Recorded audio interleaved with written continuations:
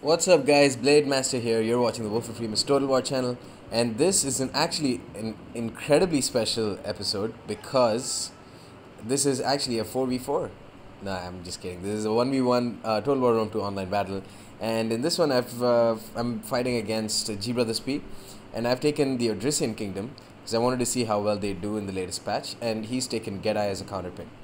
So Getae is definitely a very strong counter pick to Odrysian Kingdom. They've got all the tools to beat them. They've got very good horse archers. Their slingers and their skirmishers aren't the best, but what they lack with them, they make up for with very good infantry options. And of course, very good cavalry options as well. So let's take a look at what I've brought. Because the action it takes it's quite fast. Anyways, I've brought 5 Thracian Peltasts, so they're the 480 cost ones. 3 mercenary hoplites, just 1 mercenary foxman, 3 Thracian warriors, and 1 Thracian noble. I've also brought 2 Thracian royal cav, 2 Thracian cav, and 2 Thracian horsemen. They really need to change these guys' names. What? Like, who the hell came up with those names? It's like all the same. Anyways, let's take a look at what G Brothers has brought. So I believe he's brought a total of 5 bow horsemen, 3 over here and another 2 over here. Yep. And on top of that, he's also brought a couple of javelin cav, so mercenary Thracian cavalry. On top of that, he's brought a total of 3 Dacian skirmishers, and finally some 3 armored spears, a couple of noble swords, 1 noble horseman shock cav gen, and a total of 4 spear horsemen. So incredibly potent build, and definitely one that oh god damn it, I hate that when that happens. Sorry, that was just the debug cam. An incredibly potent build, and one that can definitely take on OK. Definitely not tournament legal, but that's not what we're concerned about right now. Anyways, he's moving in with his bow horseman. Let's take a look at the tactical map. So he's moved in with the bow horseman on his right flank very quickly and all the way to the rear. Meanwhile, he's showering my Thracian cavalry with 4 or 3 of his bow horsemen, and they're just getting slaughtered. He brought his cav out a bit prematurely, so I thought that I might be able to catch them, but very wisely he decided to pull out. So what is my strategy here? You can see that he is kiting back very smartly because he does not want to engage my infantry at this moment. You want to get as many shots off on these Thracian nobles and on Odrysian Kingdom in general before you engage them in melee. And here you can see my Thracian cavalry are actually very strong, but they will obviously suffer to missile attacks. But I'm going to use like whatever distractions I can get to try and kill off some of his skirmishers. And here you can see that I've put my hoplites facing these bow horsemen, and because I just wanted to give them some arrow bait, but very wisely he just decides to shoot over them and onto my Thracian nobles.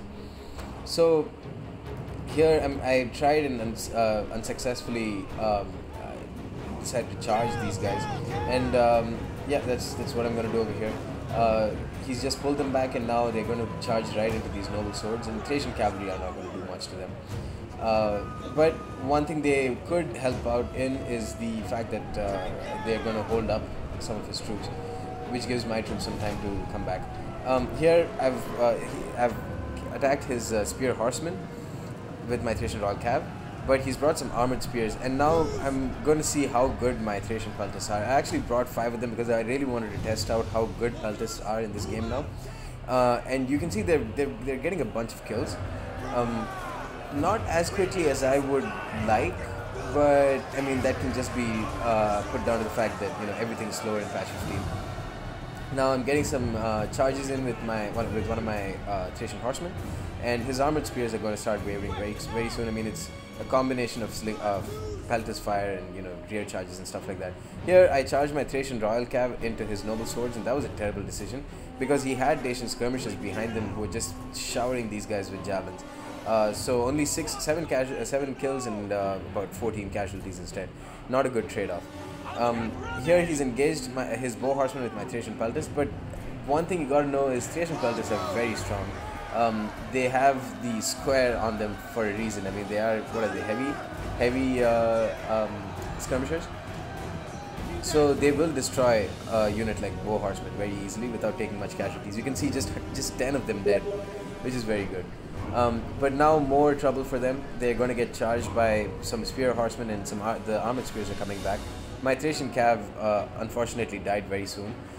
So instead of wasting time in that engagement, I decided to go ahead and attack one of his other Spear Horsemen and just pin some of his troops. Here he's put his forces into shield wall, and what I do is I just put my Thracian nobles into a more squarish formation, just pass through the gaps, and then I'm going to go ahead and rear charge one of his noble swords. Initially I wanted to catch his skirmishes, but that's just a wasteful endeavor. Here you can see from behind my Thracian Peltasts are getting great shots on his noble swords, and now I'm going to charge in with my Thracian nobles, who are dropping down really quickly. But also some Thracian warriors are going to attack from behind, and these guys can do a bunch of damage still, even though they don't have the ridiculous bonus versus infantry that they used to have. They're still very strong, I would say. But let's take a look at how good my Thracian Peltasts have done so far. 121 kills on one, and 112 on the other. Very, very capable units. And I think that's partly down to the fact that because they're very heavy, they have increased mass, so they won't suffer nearly as much against cav charges as you would expect. But more and more of them are getting engaged with Spear Horsemen. Even if they do outlast them, technically they definitely wouldn't, but even if they did, that's still a disadvantage because they're not showering javelins. The more time they spend trying to attack in melee, the less time they have to use their actual advantage, which is their javelins. But the mercenary hoplites that I had, who were facing back here, just creating a defensive line in the rear, there's no use for them because he's basically he doesn't have many bow horsemen left. He's got around 2 of them out of 5. So I decided to go, and in any case I'm losing this battle, so I decided to pull them in front and try and attack some of his cav. Just a last ditch effort in trying to win this game back, because at this point it doesn't look like it's going to go in my favor. Here he was about to rush his armored spears into my hoplites, so I decided to put them into phalanx. Here some more of his noble swords are going to attack. So I'm going to put these guys in phalanx too, and then I'm going to engage with some of my other hoplites. Now some more of his Thracian, his Spear Horsemen are attacking my Thracian Peltasts. Let's take a look at how they're going to do. So you can notice that these guys have, despite the fact they have very good weapon damage and stuff, they still don't have spears. They have these short swords, which are definitely not going to do the trick against cavalry. But it's going to be good enough to, wither down Spear Horsemen who are already depleted. So you can see them actually dropping quite quickly. So yeah, they definitely have their uses, absolutely. Here, this mercenary hoplite is going to last a while, and despite, I haven't put them on hoplite phalanx, but still they're going to last a long time. More and more of my I've already lost one of my hoplites. What? Wow, that sucks. Okay, no, I thought I had all three of them ready here. Oh, that's weird. Anyways, I've got 2 of them left, and I'm just gonna go ahead and just bum rush whatever troops he has left. And it doesn't really look like it's gonna go in my favor. It actually was a lot closer than I expected it to be. Here, his noble horse, or his noble horseman gen, is just slaughtering my Thracian Peltasts. And despite the repeated cav charges against these guys, they've withstood quite well. They're definitely units that I would not mind taking in future battles. Because before, it didn't really make much of a point to bring any skirmishers apart from Thracian skirmishers, the ones for 330. But these guys are just so strong. Like, they last for a long ass time. One problem with them is that they only have 15 armor, so they are very susceptible to enemy Peltasts and enemy archers and slingers and stuff. But besides that, they can withstand a charge as good as any other elite archer unit or elite skirmisher unit. Here, my hoplites have been pinned down, and they're getting gangbanged from every side possible, which is quite depressing. And the rest of my Peltasts are done. Whatever was left of my army is done, and these guys are about to rout and die in a couple of seconds. Yep, that's it. So, good game to G Brothers, G Brizzle, G Bro. But my Thracian Peltasts did really well, and that's what I'm happy with. 4 out of the 5 got over 100 kills, which is absolutely insane. So okay, just let's take this hypothetical. Actually, it's not even a hypothetical. So these guys cost around 450, right? 450, 900, 1250. Jesus, I'm bad at math. 1350. And so it's whatever. It's like around 1800. So for 1800 you got a total of 400 kills. No, definitely more. There's 300, 430, 530 something kills. So that's really really good. And consider the fact that these guys got rushed by Cav repeatedly and they still managed these kills.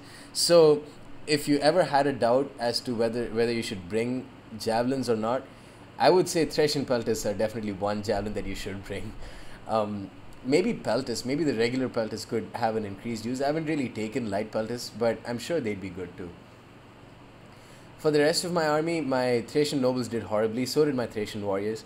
But I'm not going to rule out or like say that these guys, it was just because their bonus versus infantry was taken off, so now OK is a shit faction. No, got destroyed by his Dacian skirmishers, 83, 110, and 75 kills each. And these kill stats on these noble swords doesn't tell the whole story because they did kill a lot of my mercenary hoplites as well. So anyways guys, that's the end of this battle. Hope you enjoyed it, and stay tuned for more. Peace.